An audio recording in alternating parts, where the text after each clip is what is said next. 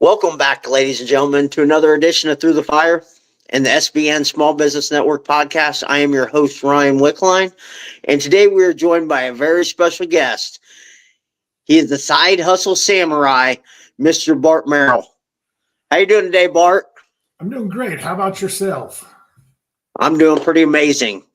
Thanks for having me on today. Hey, it's not. I love having other people on talking about side hustles and, my favorite subject, mindset. Awesome. I will. Well, let's get into it. Yeah. So the number one question the audience is probably wondering, who is Bart Merrill? Okay. Well, I tell people I'm the Side Hustle Samurai. I help people create financial security by monetizing what they already know and do. So I help them identify their ideal side hustle, help them get on a path to turning that into a stream of income. Because it's not if life is going to happen, it's when life is going to happen, because it will. It's happened to me a couple of times, and we'll share that throughout the podcast, I'm sure. But sometimes people ask me, how did you get into this? Where did you start? I grew up in a small farming community in southwestern New Mexico. I grew up on a pig farm. So how did I come to where I'm a side hustle guy and doing what I do?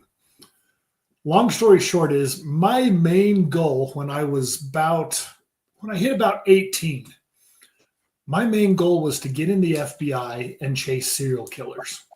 And I went through college. We had an FBI agent that was a family friend. And he said the easiest way into the FBI is through accounting. And then once you get in, you apply to the different positions that you want. And if you're good, you're going to get it. And so you don't have to stay in the white collar area of accounting. So that was my goal. I went to school in accounting. I didn't like accounting. I wasn't good at accounting. It was just a means to an end. I had 1 quarter left up at school. I decided to go back and help my dad on the farm and improve my Spanish. And while I was down there, I was in, like I said, Podunk, New Mexico. I was making money and I had no place to spend it. So money was burning holes in my pocket. My friends that were in like Border Patrol, custom agents, some cops were getting this RK surgery done on their eyes. It was what was before LASIK. And it had just barely come out. It was pretty expensive. And I wanted to get it done. So I went and got it done, got rid of my glasses. I didn't have glasses from age 24 clear till 50, 51. A couple of years ago, I had to go back to glasses. But I got back up to school, and I found out that automatically disqualifies me from the FBI. I was devastated because I have 1 quarter left. I'm in the middle of that quarter. I'm in a degree that I don't like, that I'm not good at, and I don't want to do. And I went ahead and finished my schooling. And the reason the FBI doesn't want to automatically disqualify you for that, because it was still experimental. They didn't want to put money into you and then have you go blind. And so that blew up my dream. And I kind of fell back on what my dad taught me through example. I say dad was a pig farmer, but he was a businessman. He had his hands in many different things. They were all in the agricultural industry, but they were different ways to make money. He owned part of a dairy farm in Idaho, part of a mushroom warehouse where they grew mushrooms in Utah, part of a produce warehouse in Arizona, used to be where Diamondback Stadium now stands. And so when they wanted that property, he made a good chunk of change. Now, Dad never set me down and told me about the birds and the bees of business. He just showed by example. And when I wanted to start doing things, he encouraged me. And so that's kind of how I got my start. And I had been side hustling since I was 15. When this got blown up in my face in college, I've never done the real job thing. I have different side hustles, and that's kind of how I survived. Huh. Is it true that you've never had a real job? I had jobs in high school. So one of my side hustles was so I was up at college. I was devastated. I was doing landscaping as my part-time job at school. And when my life got blown up, one of my friends jokingly asked me, he worked for a bungee jump company that built bungee towers. He jokingly asked me, "Hey, Bart, do you want to go back to Japan?" I'd spent a couple of years in Japan. I spoke Japanese. And he says, "You want to go back to Japan?" And I'm sitting there thinking, yeah. Now, he didn't know that I was an adrenaline junkie, that I love that stuff. But he soon found out, yes, and I wanted to go do this. They needed someone to help build the bungee towers and to help train the staff and make sure everything goes well. And I would contract as a 1099 employee with the Japanese company. And so I didn't work for the Utah company, and I didn't work for the Japanese company. I just was a 1099 self-employed employee. And so when I would do that, I did that from 1994 till 2000. I would go back and forth to Japan. And so I would go to Japan, and I really made enough money in Japan to not do anything, but I would still do stuff. And so I would work at a welding shop just for fun. And I'd go weld stuff and build stuff. And that's why I can build a bungee tower and stuff. It's because of some of the stuff I did growing up. So I could weld, and I enjoyed it. And so that's one of the things that I did. And so as far as a real job, I've never been an employee that was where I was going to be. While I was doing the Japanese thing, I'd spent, 3 to 6 months, maybe even, I don't think I spent, and then I would come home and go back, come home and go back. And so I didn't live in Japan for more than probably 6 months at one time. But then when I was home, I would get bored, so I would do stuff. So I would go work at the welding shop that I was friends with. And but I wasn't their employee per se. And so I thought I had an accounting job, and I'm glad that I didn't get it, because I wouldn't have wanted to do that. And so, no, I haven't had a real job. I've always done my own thing. What type of mindset does it take to do something like that? Because you're definitely stepping outside your comfort zone and trying new things. Exactly. And so I sometimes look back on my life and I say, wow, I was lucky. But what is luck? Seneca, he says luck is where opportunity and preparedness meet. And then I add one more thing. You got to take action.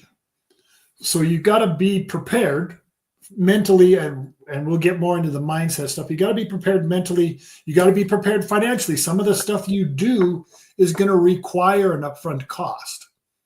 One of the other side hustles I have is I started a dog training business. And to do that, it cost me, $8,000, $10,000 to get started. But my first year, I made 10 times that. And I had a business partner that also made another 5 times that on a part-time basis. And so, you have to be prepared financially. You got to be prepared mentally, and you got to be willing to take action. Just because the opportunity presents itself and you're prepared, if you don't take action, you don't take that first step, nothing happens. And so you got to have that type of mindset. Now, number 2, and this might be the more important than the other one. I would say they're both important. So I wrote a book. It's called Monetize Your Mindset. And what it talks about, it's not a how-to book. It is a how-to think book. So anything that crosses my desk, crosses my life, good, bad, or ugly, I always think, can I monetize it? And so you got to be aware of the opportunities that are all around you. And even the bad stuff. So we're going to get a little extreme here. Last year, March 25th, I had to have my lower leg amputated. When I found out that I was going to have my leg cut off, after the shock and awe was over, I said, okay, I don't like this. I don't want to do this, but I have to do this. So how can I monetize it?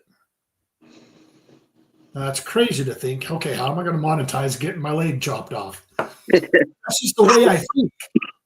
This is going to happen.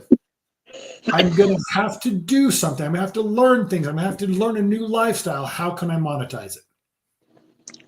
6 months post-op, so 6 months after my amputation, I contracted with my prosthetist as a 1099 employee. I help people go through what I went through. And I help him with some of his marketing and website and stuff like that. So within 6 months, after getting my leg chopped off, I now get paid for chopping my leg off. I wouldn't advise that to people. Don't go chopping off body parts to try and get a side hustle. But if it's going to happen, monetize it. Yeah. You've heard the saying.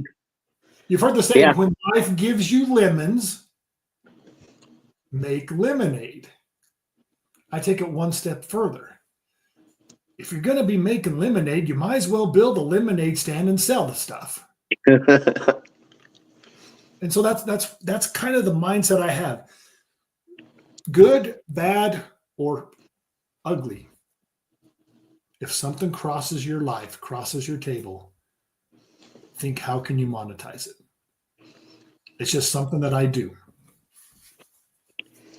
I mean, to get to that point, was there some failures you had to go through to get your mindset to just always approach everything like that? So one thing that I think is, I grew up with a dad that did it himself, and then he encouraged me. And so what encouraged me to write this book is I was volunteering at a drug rehab center. It was a 90-day in-house drug rehab center, teaching people how to tell their story, how to speak. And I was listening to Jen. She was telling her story. And she said in high school, when her family would go out and about, they seemed normal. They seemed like everybody else. It wasn't until they went home that the abuse and the neglect happened. And so in her mind, everybody else's life was the same. Out and about, they were normal. When they went home, everybody else was getting neglected and abused. She didn't know that there were other aspects to life, that people were living differently than her until she went to college. And so I'm sitting there listening to Jen's story, and I'm thinking, it's the same with the way people think about money and how to make money. If you didn't live with my dad, if you didn't have my dad or someone like my dad, you don't think like I do. And so that's why I wrote the book, is to help people start thinking like that. And what I do to help people to start thinking like that is we ask a series of questions and they make a list. We ask, what do you like to do? What do you need to do? What are you already doing? And just make lists, just write these lists down. Then you're going to ask, what would you like to learn? What do you need to learn? And what have you already learned that you could share with someone else and get compensated for? And so I just get people thinking and get them started going and moving. And I don't even come up with their ideas. I mean, I do have a memory jogger that we will give out to your audience for free, but I give them stuff to get their juices thinking. I was working with a friend of mine, Stephanie, and she is a bus driver, a school bus driver, and she wanted to get a party bus. And she would drive people, to a jazz game or to a concert or to different locations, dump them off, and then go pick them back up. And so they don't have to worry about parking. They don't have to worry about driving home. They can just have a good time. And we were going through, and I'm taking her down this process. Okay, make these lists. She came back to the next meeting and she was excited. She's like, I just thought of something. I woke up last night in the middle of the night and I thought of this. I'm like, what? If I have my own bus, I can actually give the driving test to people who are trying to get their CDL. And she didn't even have to market for it. Anybody that goes and takes the written test, the DMV will give them a list of people who give the driving test, and she will be on that list. And obviously the people that are closer to her are going to pick her versus going 20, 30 miles away to take the test. And it would take her, I can't remember even what the test was, a few $100s to take the test. And she's in business. And so I didn't think of that for her. I just started the process and started to get her thinking about it to where she started thinking about it herself. And so that's how I help people who don't have to me, it just comes naturally. It's what I've always done. Once your life blows up, your main goal in life is gone. You just go back to what you learned from your dad. Yeah. And that's what I did. That's a great story. So, how important is it, do you think, for other people to have a side hustle? Oh. So let's take a couple of things. Like I said, I call it what happens when what happens. When life happens. Are you prepared? Most of the time, probably not. Financially, most people aren't. And let me tell you. Okay, so my wife, this was several years ago. My wife's Japanese. She goes to Japan once a year to go visit her family. And while she's there, she gets her health checks done. She called me from Japan and calmly informed me that the initial test indicated cancer. Now, if you've had your life rocked by cancer, you hate that word. My brother died at age 53, and I had two sisters that died at age 62. And so you can imagine what was going through my mind. My first thought was, I could lose my wife. Sadly, my second thought was, we can't afford this. So why do my thoughts go to money so quickly? Money isn't everything. Or is it when you don't have enough? I'm afraid that I don't have enough to drop everything and be by her side as she goes through whatever it is she's going to have to go through. So when life happens, when something happens, you have the initial, whatever it is, cancer, getting your leg chopped off, a car expense that's going to cost you $500,000 that you're not prepared for. Your second thought is, can I afford this? It's right up there at the top of your list, money.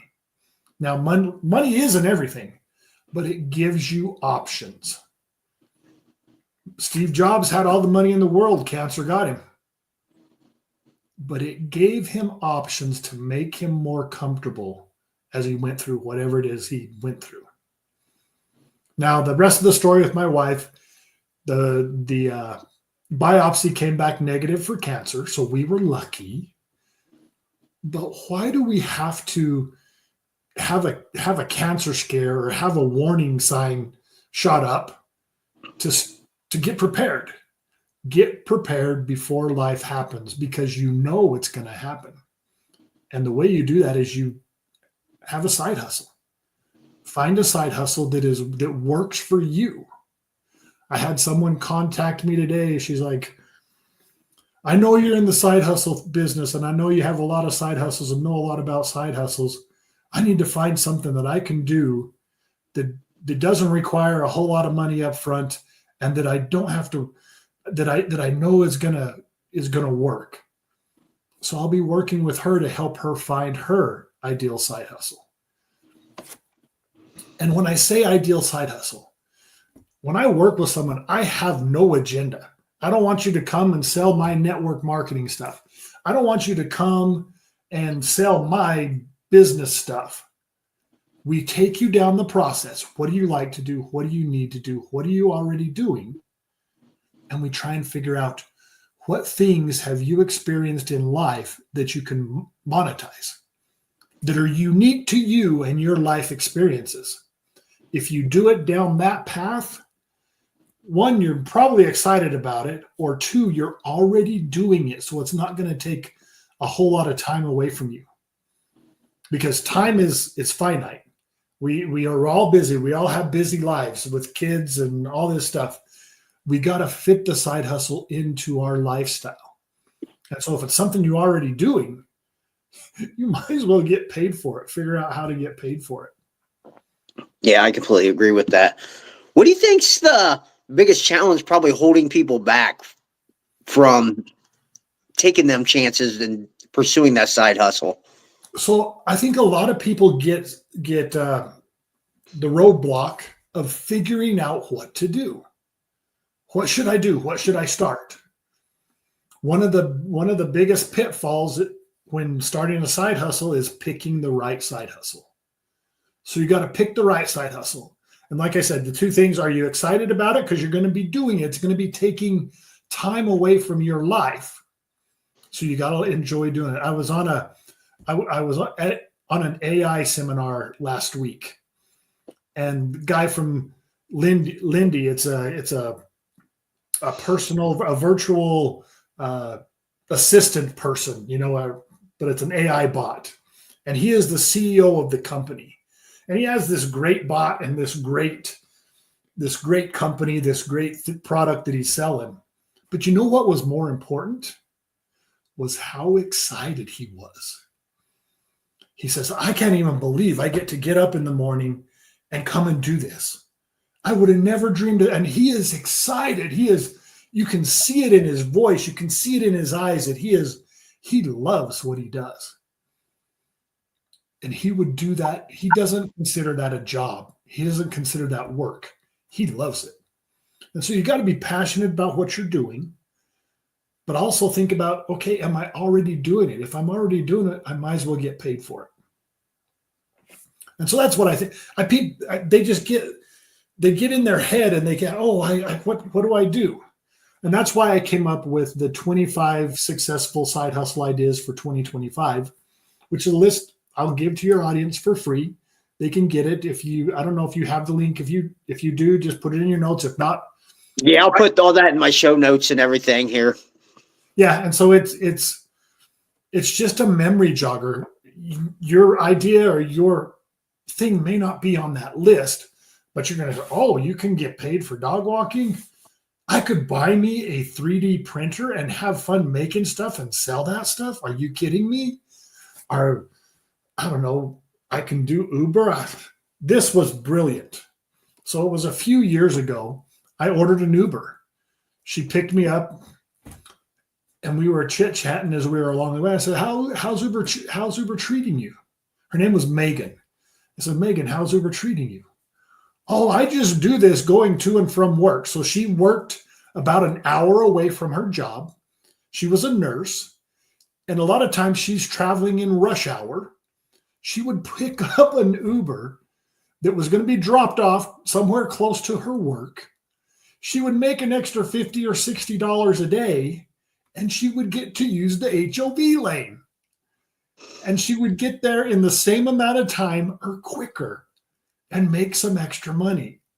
I mean, who couldn't use an extra $50, $60 a day for doing what she was already doing anyway? I thought it was brilliant. And so just doing stuff like that you're already doing. I bought my first house fresh out of college. I picked the room that was the best one, of course, the one that I wanted, and it was the best room, and I rented out all the other rooms. It paid my mortgage and then some. When I got married, I rented out the basement, and me and my wife lived upstairs. When I moved to my current house, we looked for a house with an accessory apartment, which I've rented ever since we moved here. I have never owned a house where someone didn't pay more than half of my mortgage. Something I have to do anyway. We all have to live somewhere. I've just always rented out part of that, and it's I won't want to say it's free money, but it's residual. I don't have to do anything for it unless someone moves out, and then I have to find another renter. But that falls under, what are you already doing? Megan was already driving to her work. I have to live somewhere. I might as well make money off of where I live.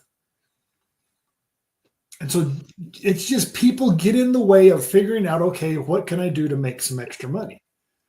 And so, like I said, we have the memory jogger, the 25 for 25, that they can, all it does is it gets the juices flowing. Then they have the fear of, okay, failure. What do I need to do to where I don't fail? And there's so many tools out there to help you figure out the path. And I would say get a good mentor. When I was a kid, I don't remember not having a horse, but it wasn't my horse. It was my dad's horse or my brother's horse that I would go ride. And when I was about 7, my horse's name was George, and he was a big, tall horse. And I went to my dad and I said, Dad, when's George going to be my horse? What are you talking about? George is your horse. No, Dad, he's your horse. When's George going to be my horse? And he thought about it a second. He said, okay, when you can put the saddle on by yourself, then George will be your horse. And we're not talking a little English saddle. We're talking a full adult-sized Western saddle. It was heavier than I was. But man, I was excited. I went, tied George to the back porch, grabbed a chair from the table, drug the saddle over there, and I picked it up as much as I could and leaned it on George, trying to push it up. And George felt the pressure and just stepped away. And the saddle fell down, and I was disappointed. But I tried.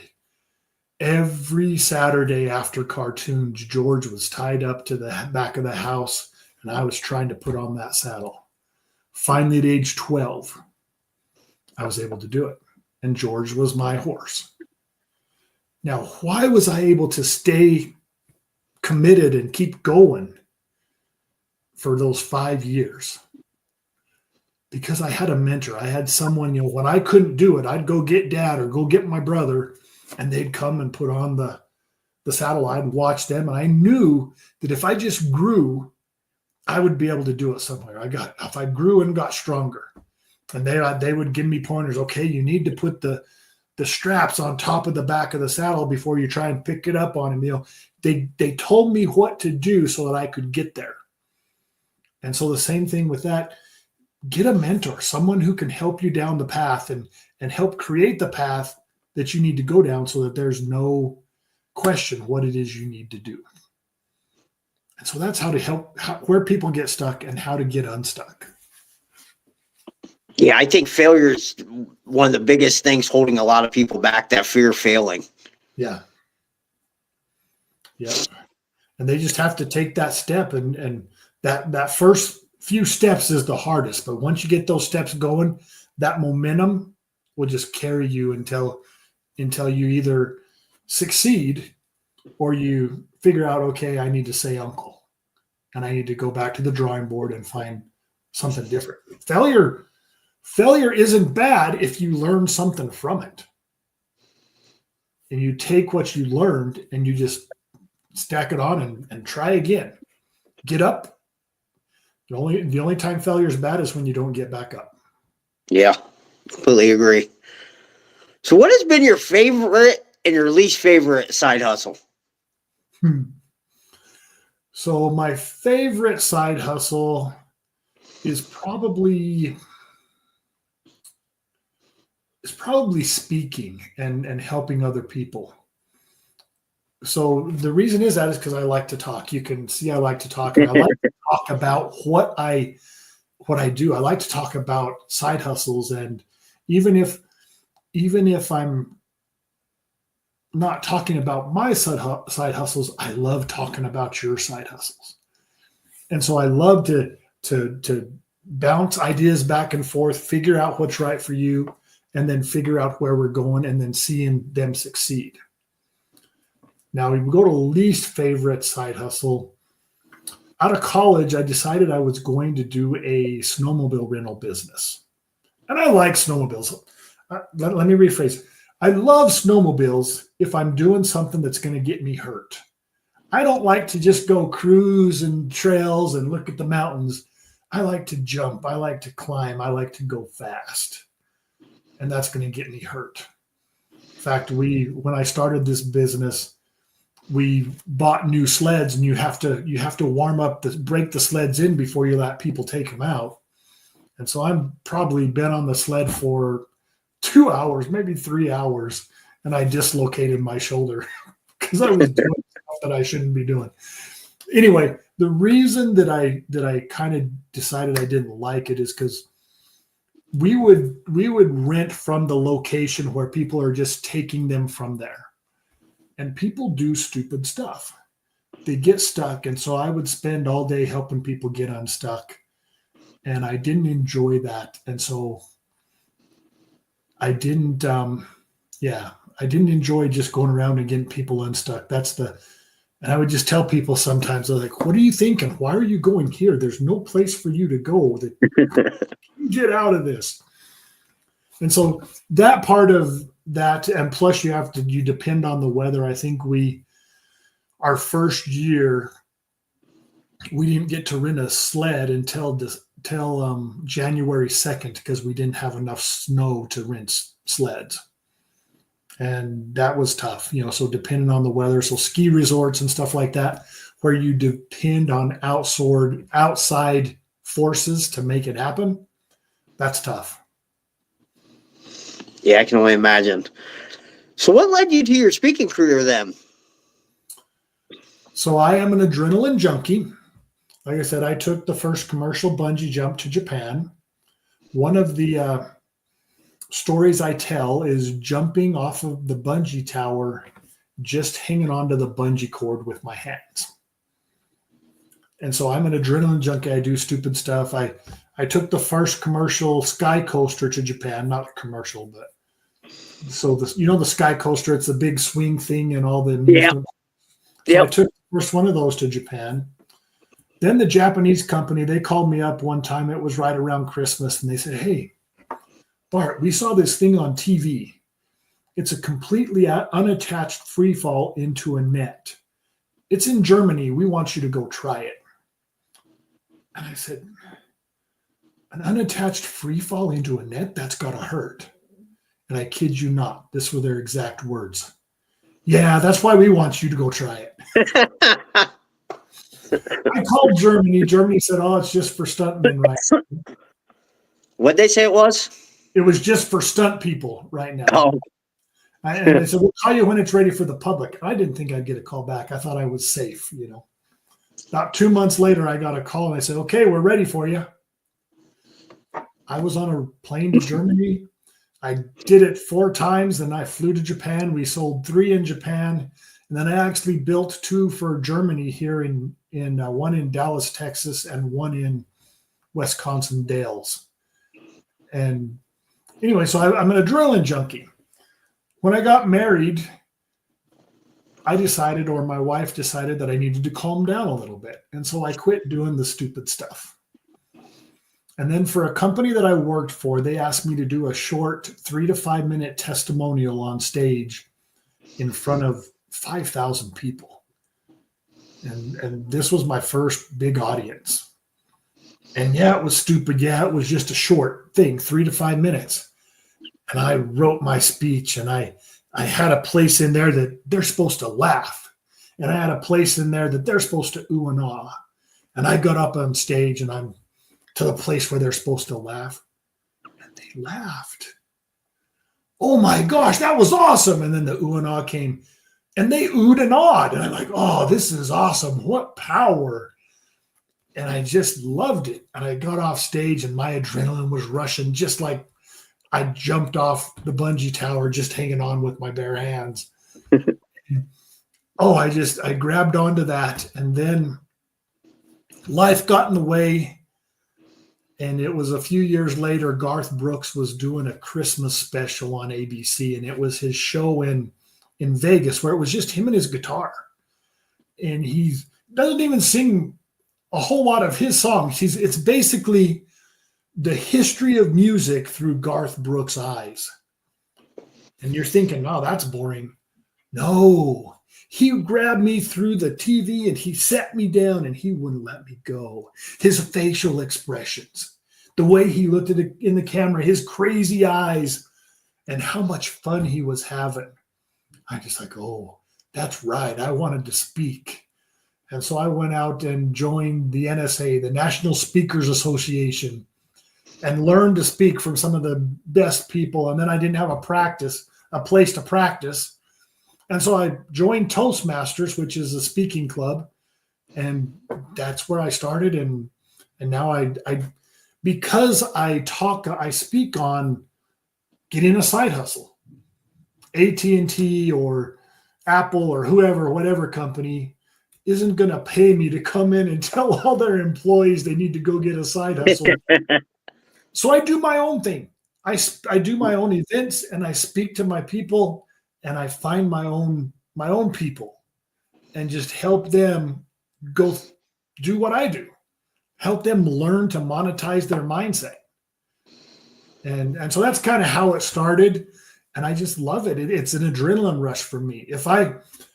I still get nervous to get on stage, even if it's just 10 people. 10 people might be even worse because they're right there. But if I didn't get nervous, I don't think it would excite me. And so, I just love the feeling of the adrenaline rushing through my veins. And so it's my new adrenaline rush. And that's how I started that. Plus, if I like it, why not? Why don't I get paid to do it? And so that's what I do. I love it. I love it. Can you tell me what is the big poop story? The pig poop story. Yep. Okay, so one of the things that I think is very important is not to overlook the things that are right there. The things that are right in your own backyard. Have you heard the story Acres of Diamonds? No. It's an older story. It's about a Persian farmer. His name was Ali Hafed. Ali Hafed, he sold his farm and he went in search of diamonds. He died broke, alone in a foreign land. He never found them. The new owner of his farm was watering his camel in a brook that ran through the property. Saw a weird stone. He reached down and picked it up. It was a diamond. The Golconda diamond mine was established right there. He found acres of diamonds in what was Ali Hafed's backyard. My family, we have a similar story. Instead of acres of diamonds, it's called acres of pig poop. I grew up in a small town in southern New Mexico. Like I mentioned, there were more pigs than people in our town because of my dad. My dad's a pig farmer. At any one time on our farm, there was probably roughly 19,000 pigs. And we ran about 2,000 sows. You know what a sow is? No. It's a mama pig. And a mama pig can give birth 2.5 times a year. And on our farm, we average 9.97 pigs per litter. And so for you mathematicians out there, I know because I'm an accountant, that equals a lot of pig poop. We had 3 man-made ponds that we called the lagoons that we would divert the stuff into. They were settling ponds. So it would go this place 1 year, next year, and then we just rotate and rotate and rotate. They've been rotating for years. When Dad he was in his mid-60s, he decided it was time to shut down the pig operation and go in search of his next acres of diamonds, his next big opportunity. He died at age 81. He never found his next big thing. About 2 years after his death, we sold the farm for $235,000. It was a fair price for the property. About 6 months after that, the new owners of the farm, they were leveling those man-made ponds that they had been dry on top for years.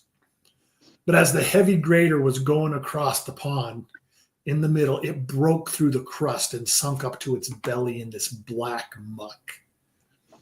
They called in experts to analyze the stuff.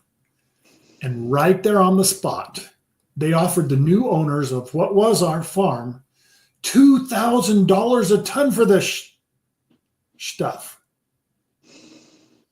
That's $1 a pound for old pig poop. The farm that we sold for $235,000 was now worth over $1 million. 500 tons of old pig poop was acres of diamonds right under my dad's nose.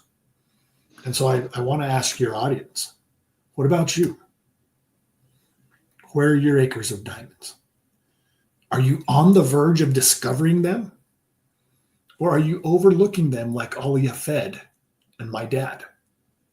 They could be right in your own backyard, right there within your grasp, right there under your nose. And in my family's case, they could look like a pile of pig poop. And so just be aware of what's around you and don't overlook the opportunities that are there. You know, there's just so many opportunities that you're not thinking about. A friend of mine, so I interviewed them for my book. They started a company name called Jamberry. Jamberry is a nail wrap company that do-it-yourself nail wraps for women to make their nails prettier. They used to go, this was 2010 and earlier, they would go to the salon, get their nails done, and it was expensive, $50-$60 a pop. As they were walking out, these two sisters were walking out one day. One of them says to the other, I wonder if we could do these ourselves for cheaper. So they did their research. They went and looked out on the market, and there's nobody doing do-it-yourself nail wraps. They got their hands on some product, and they made these prototypes, and they could do it. They could do it at home. They went to a home show and got a stack of orders. Came home, went to mom's garage. Everybody, the family met in mom's garage, and they made these things and got the orders out. They went to another home show. Same thing happened. Jamberry was born. 5 years later, 2015, they sold 50% of the company for a multi-million dollar deal. All because two sisters asked. One of them, I don't even know if they remember who asked first, but you think we could do these ourselves at home for cheaper? And I asked her, her name was Erin. I said, Erin, what suggestion would you give to people who are trying to start their own side hustle? And she said, even if you don't know the ins and the outs of the business, start it and learn as you go. Because you're not going to know all there is to know until you get in there and get going. And so 2 things there. Number 1, just start. And then also, don't overlook what's right in your own backyard. Acres of pig poop, or just walking out of a salon. I wonder if we could make these ourselves for cheaper. Don't overlook the things that are just right there. Yeah, great advice right there. What are your short-term and long-term goals? So my big, hairy, audacious goal is to be the next Rich Dad, Poor Dad. But I didn't have a poor dad. I just had a dad that just was encouraging, and he thinks like I do. I mean, just had his hands in many, many things. And so I want to be not the next Rich Dad, Poor Dad. I want to be the side hustle samurai with my samurai dojo, teaching people how to monetize their mindset. Awesome. What is one book you'd recommend for either personal development or upgrading your mindset? I think it's Monetize Your Mindset by this amazing author, his name is Mark Merrill. That would be one, seriously, on a serious note. And it's not a how to do it book, it's a how to think book. And so once again, it's just giving you ideas. Okay, I interview people, I tell people stories, I tell many of my stories. I just finished Gary V's, what does he call it? It is Day Trader. Gary Vaynerchuk, that day trading blew my mind. just the many ways to get out there and get yourself known. And so, and I'm a big Gary Vee fan. I have all of his books. And so the Day Trader, that one is new and fresh. But if you go back to, it was the something economy. I'm sorry, I'm drawing a blank right now. But where you learn how to deal with your audience, deal with your people. And so that was one of his first books, and it was amazing. And that got me thinking on that. And then if you go even further back, Good to Great is a good one. Good to Great talks about how good is the enemy of great. Because I'm good enough. I'm good enough. I get in that mode, and I have to slap myself and say, okay, yeah, you're good. And you may be good enough, but you can be better. And so just that idea of improving a little bit each day will get you further. I mean, we used to call it going the extra mile. I think now in this world today, even if you only go the extra half a mile, you're gonna stand. Yeah, I completely agree with that. How can people get a hold of you? So I just started a new YouTube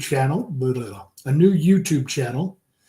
It's called Bart Merrill, the Side Hustle Samurai. I'll be giving advice and talking about different things when it comes to side hustle, interviewing people every once in a while.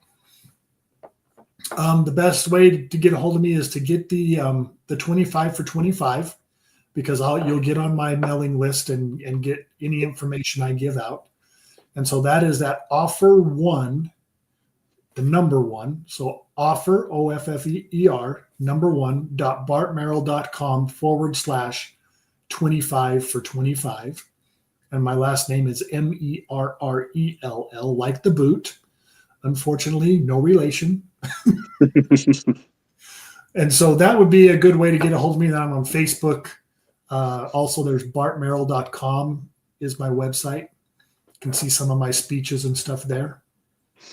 Awesome. Yeah, I'll put all that in the show notes too for everybody to get in contact with you. Is there anything we haven't covered that you want to talk about? So, like I told you, I helped take the first commercial bungee jump to Japan. I am a bungee jump master in Japan. That gave me the authority to assist little Japanese people off the top of an 8-story tower. On our busiest day, I assisted 783 people off the top of this tower.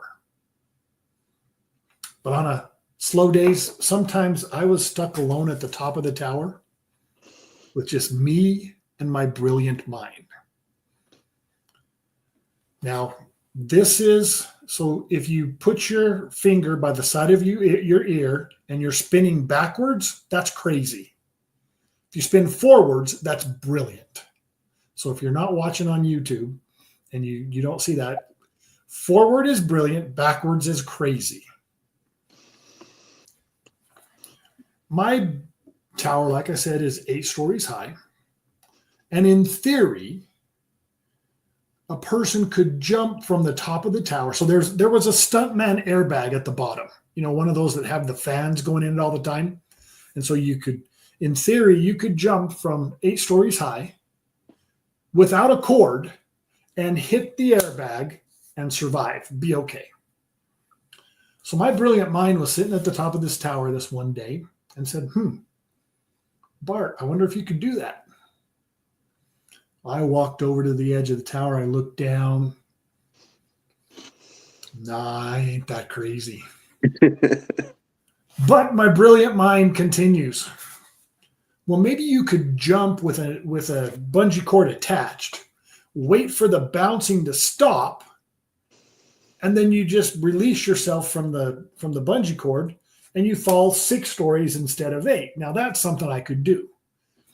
hooked myself to the bungee cord, called my buddy up. I jumped, waited for the bouncing to stop, and I couldn't unhook the cord. There was just too much pressure on that cord because I'm basically hanging from a large rubber band.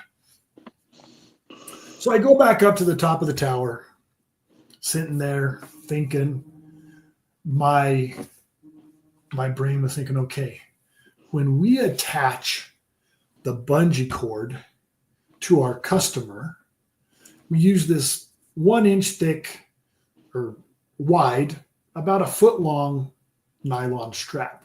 Had a carabiner at the end. We put that through and then hook it around and hook it to itself. I could take 2 of those, hook them around to themselves, and make 2 loops. What do I have? I have handles. I could jump just hanging on with my hands, wait for the bouncing to stop, and then all I have to do is let go. Brilliant, right? So with handles in hand, I walk to the edge. I'm just hanging on with my hands, and I jumped. Now, obviously, I survived. It was okay. I'm here talking to you. But sometimes your brilliant mind doesn't think things all the way through. I let go of the bungee cord after the bouncing stopped. I let go, and it shot up to the top of the tower with a loud bang. I dropped to the mat with a loud slap. Everybody in the park came running to see who just died. I'm crawling out of that air mattress. Oh, everything's okay. Everything's okay. But here's the point. If you don't take that first jump, even if it's scared, even if you don't know what's going to happen, you're not going to ever start. And you may think, Bart, that's just crazy, jumping off a tower, just hanging onto your bungee cord. It wasn't an uneducated guess or an educated decision. I had jumped on that bungee tower 1,000 times, probably more than 1,000 times. I knew what kind of pressure I was going to receive. So I was 99% sure that I could hang on. So it wasn't an uneducated decision. But it was scary. It was next to getting my leg chopped off and walking through the hospital doors that morning to get my leg chopped off. Jumping from that bungee tower was probably the scariest thing I've ever done. And so as business people, it's scary. You have to take that first step, venture out, see what there is to see. Not an uneducated, stupid decision. An educated decision, step out there, and then make it happen. And so I know it's scary. I know it's hard. But sometimes you just have to do it. And so let me just kind of veer off to what I talked about my leg, getting my leg cut off. So this was I found out I was going to get my leg cut off, and I had 6 months. I thought about it. I didn't think about it, but between the time of decision to cut it off and it actually getting cut off was 6 months time. I had a lot of time to think about it. Walking through those doors that morning was the most terrifying thing I've ever done. In my mind, I felt like I was a death. I mean, the thing to compare it to that you might understand is a death row inmate walking to the death chamber. Now, that might be a little bit of an exaggeration, you say, but I literally was walking in, and I wouldn't be walking out. And I didn't know how long I wouldn't be walking. This is going to be 2 months, 3 months, 5 months, 10 months. I didn't know. And so it was just a scary thing. I seriously had doubts if I was going to be able to do it. I was like, man, you're going to have to knock me on the head with a hammer and drag me in. But I did it. Same thing with business. And you need to get prepared for what happens when what happens happens. no matter what it is, because it's going to happen. So you need to prepare for your family. Do you want it for a vacation, pay off debt, maybe to get a new car, or just have that breathing room that we all need so badly? Have that extra cushion. So just do it. Take that leap. But don't, like I said earlier, don't go chopping off body parts to start a side hustle. All right, final question. What is one piece of advice you'd like to leave our listeners with about overcoming adversity? You need to prepare for it, because people ask me, how did you go through your amputation so smoothly, so easily, so you just seemed like you didn't care. And I say, no, I cared. Like I said, it was the most terrifying thing I've ever done. And it was something I didn't want to do. And how did I prepare for it? From a young age, I dealt with things, and I dealt with them gracefully, and I learned along the way. And I always feed my mind with good stuff, whether it's YouTube videos, books. I feed my mind with positive stuff. I don't think about what could go wrong. And so I'm in a couple of amputee Facebook groups, and I am so glad I didn't get in those groups before my surgery. Because you have 10,000, 20,000 people, and the only ones talking are the ones, oh, I got this problem. And so they got this big gap where their incision is, and it's red and it's infected and so you hear all the bad stuff. When I went into my surgery, I expected the best, and the best happened. And so you can't think about what might go wrong. You need to expect the best and deal with what happens. And if you can't do that now, start filling your head with good things now. You've probably heard, when's the best time to plant a tree? 20 years ago. So the best time is now. And so there's nothing I can tell you today that is going to make a difference tomorrow.